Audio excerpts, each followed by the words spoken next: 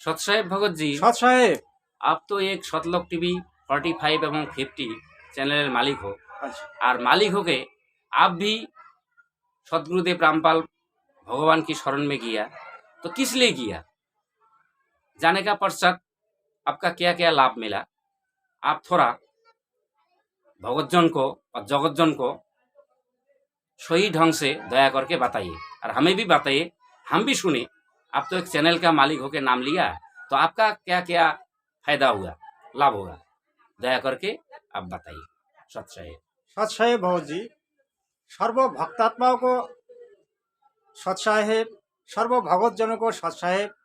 मेरे सदगुरु रामपाल महाराज जी की श्री चरणों में मैं कोटि कोटि धन्यवाद करता हूँ। मेरे सदगुरु रामपाल महाराज जी मेरे लिए एक भगवान है, मेरे लिए परमेश्वर है, मेरे लिए परम गुरु है। मैं आज उनकी शरण में जो आया, इसके पीछे बहुत रीजन है, बहुत कारण है, लेकिन इतना नहीं बता पाएंगे हम। जितना बताएंगे इतना सुनते सुनते आपका हयतो कान थक जाएगा। लेकिन आज ये भगत जी ने हमको एक क्वेश्चन किया तो हमको बताना ही पड़ेगा, क्योंकि ये मेरा भगत भाई है। सदगुरु शरण में आने का जो मूल उद्देश्य था, मैं बहुत बीमार था। मेरे शरीर में ऐसा एक बीमारी लगा हुआ था, स्वप्न दोष, जिसको स्वप्न दोष कहते हैं।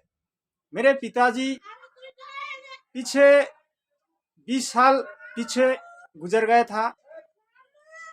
उन्होंने सुसाइड किया था। सुसाइड होने के बाद वो मेरे स्वप्नों में आया करता था और स्वप्नों में बहुत जगह पे घुमाता था, खिलाता था, पिलाता था।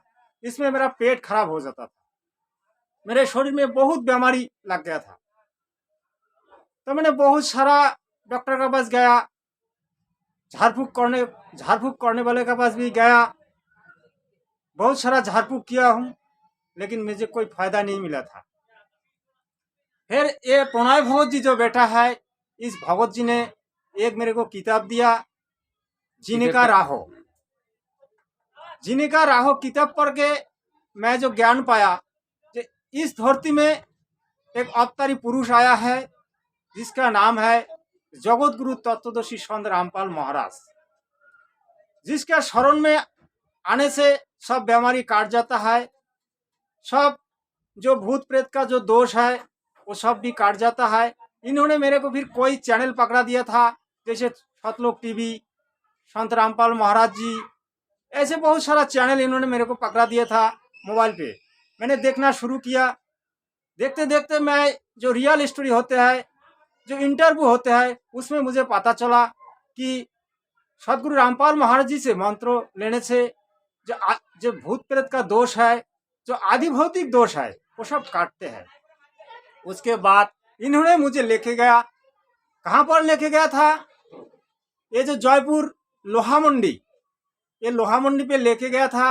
वहाँ एक नामधाम सेंटर है, उसमें जाके हमने सदगुरु से दीक्षा लिया। उसके बाद कुछ दिन हमने सदगुरु ने जो मंत्र दिया वो जप तप शुरू किया। उसके बाद मेरा ये जो स्वप्न दोष, जो बीमारी था, मतलब यही बीमारी है, जो बीमारी था, जो स्वप्न दोष, ये धीरे धीरे कट गया। आज मैं पूर्ण स्वस्थ हूँ। आज मेरे अंदर कोई बीमारी नहीं है। मैं सदगुरु की शरण में हूँ। इसके लिए इनको मैं बहुत बहुत धन्यवाद देना चाहता हूँ, क्योंकि इन्होंने मुझे सदगुरु के पास लेके गया, इन्होंने मुझे सत मार्ग दिखाया, इन्होंने जो आज सत मार्ग दिखाया, इन्होंने जो मुझे सदगुरु के पास लेके गया, इनको हजारों धन्यवाद देता हूँ। सत साहेब भगत जी, बीच में मैं थोड़ा रोकता हूँ।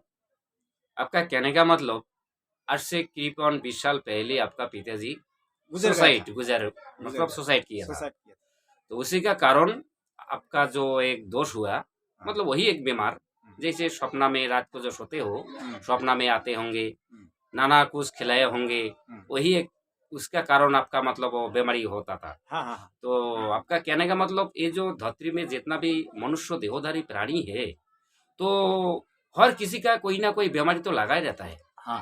तो आप श्रोतागण को और मुझे भी बताइए, सही क्लियर ढंग से जे अगर कोई भी बीमारी अगर इस संत रामपाल महाराज जी को पास शरण में जाए तो बीमारी काट सकता है।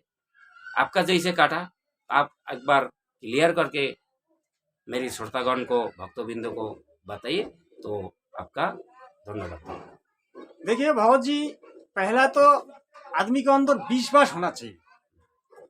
जो सदगुरु शरण में जाने का बाद उन्होंने जो दीक्षा देते हैं, उन्होंने जो विधि विधान देते हैं, जो नियम है, उस नियम को पालन करना चाहिए। जैसे डॉक्टर के पास जाने से दवाई तो खाना ही पड़ेगा, बाकी उसको जो नियम विधि होता है, खाने का पहले वो गैस का जो टेबलेट देता है वो सुबह सुबह ही खाना पड़ता है। बाकी मांस मछली या बाकी जो नियम होता है खाने के पीने का, वो भी थोड़ा नियम का अंदर रहना पड़ता है, जो भी बीमारी काट सकता है, कोई भी चाहे बीमारी क्यों ना हो। ऐसे उन्होंने जो नियम देते हैं, जैसे उनके 34 नियम है, 34, उस नियम को पालन करना पड़ेगा, फॉलो करना पड़ेगा। मर्यादा होके अगर हम उस नियम को पालन करें, फिर हम मर्यादा के साथ उस मंत्र को जप करें, तो वो हमारे लिए एक एंटीबायोटिक बन जाएगा। जैसे एंटीबायोटिक टैबलेट खाके बुखार आदि जो बीमारी होते हैं वो सब काट जाते हैं, उसी तरीका, उसी हिसाब से ये जो बीमारी शरीर में लगता है वो धीरे धीरे कटता है। तो सदगुरु रामपाल महाराज जी ने जो दीक्षा देते हैं, ये बहुत ही पावरफुल मंत्र है। इस मंत्र में पावर है।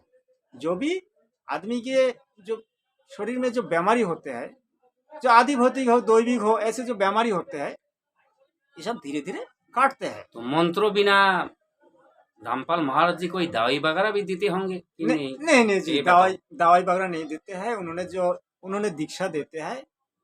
उन्होंने, इसका मतलब उन्हीं वो जो नाम दान देता है ना, उसी नाम का जो वही एंटीबायोटिक बन जाता है, और उसका मर्यादा होके जो नाम पड़ता है, मर्यादा में रहते, तो कोई भी बीमारी हो, चाहे कैंसर भी क्यों ना हो, ठीक हो जाता है। आपका कहने का मतलब मिला के बात यही है। देखिए, मेरा जो बीमार था वो मेरे को बहुत मतलब सेहत मिल गया और बीमारी मेरा काट गया। तो मेरा तो कोई कैंसर नहीं था, कोई टीबी नहीं था, ऐसे तो हम उसके बारे में बता नहीं सकता। मेरे जितना था मैंने आप बता दिया। आगे हम भक्ति कर रहे हैं, उनकी शरण में है। मूल उद्देश्य हमारा मोक्ष मार्ग होना चाहिए। देखिए, ये सब जो जन्म मृत्यु का जो रोग लगा हुआ है इस शरीर में, जो जन्म होते ही मरना पड़ेगा, और मरण अगर होगा जन्मना पड़ेगा। ये जो एक बीमारी लगा हुआ है उसको छूटने के, और बाकी जो ये जो बीमारी है ना, ये तो अपना आप ही छूट जाएगा। आपका कहने का मतलब ये है। जो हमारे जो जन्म मृत्यु के जो रोग लगी है, ये रोग कैसे काटेंगे, इस सदगुरु रामपाल महाराज जी ने तो सदगुरु रामपाल महाराज जो फोटो लगा हुआ है यही होंगे शायद। हाँ, सदगुरु रामपाल महाराज जी यही है। तो हम भी थोड़ा दंडवत करते। देखिए, सदगुरु शरण में जब मैंने सदगुरु शरण में आया तो मेरे को कोई ज्ञान नहीं था। फिर मैंने यूट्यूब चैनल जो है, यूट्यूब चैनल जैसे सदलोक टीवी, सदगुरु रामपाल महाराज, ऐसे बहुत सारा चैनल है। ये सब चैनल में सदगुरु की प्रवचन सुन के मैंने जो ज्ञान पाया, यही ज्ञान से मेरे को आज ऐसा लगा है कि इस धरती पे एक महापुरुष आया है, जो सदगुरु रामपाल महाराज जी आया है। यही सदगुरु रामपाल महाराज जी हमारे उद्धार के लिए आया है। हम लोग जो इस 84 लाख जोनी में भ्रमित है, 84 लाख जूनी में जो हम लोग घूम रहे हैं, जैसे कि कुत्ते शियाल गधा चाहे कितना भी जूनी में हो, वो घूमना ही पड़ता है। अगर मानव देह एक बार मिलता है, वो 84 लाख जूनी भ्रमण करने का बाद एक बार मानव देह वो मोक्ष के लिए मिलता है। तो ये सदगुरु रामपाल महाराज जी ने जो दीक्षा देते हैं, ये उद्धार के लिए देते हैं। ये मोक्ष मार्ग है, ये मोक्ष मंत्र है। इस धरती पे मेरे को लगता है भगवत जी, इस धरती पर ऐसा मंत्र देने वाला कोई है नहीं। जैसे मैंने पहले कृष्ण भक्त था, मैं 20 साल से कृष्ण पूजा करता था, लेकिन कृष्ण मंत्रों में इतने पावर नहीं था। मैं गीता भागवत भी पढ़ता था, भक्ति भी करता था, व्रत उपवास भी करता था, और कृष्ण भगवान को बोलता था कि भगवान जी मेरा ये बीमारी काटवा दो, लेकिन उन्होंने मेरे एक भी नहीं सुनी। उसके बाद मैंने धीरे धीरे कृष्ण जो भक्ति होता है, वो भक्ति धीरे धीरे मैंने छोड़ दिया, क्योंकि वो सुनता ही नहीं है। तो फिर मैंने यार ऐसे घूमने लगा, कहाँ मिलेगा इसका क्या बोलते हैं, इसका इलाज कहाँ मिलेगा, सदगुरु कहाँ मिलेगा, परमात्मा का दर्शन। ऐसे घूमते रहा, लेकिन मुझे साथ में एक दिन मिल ही गया। तो भगवत ठीक जी, है, सत श्री भगवत। तो सत श्री भगवत जी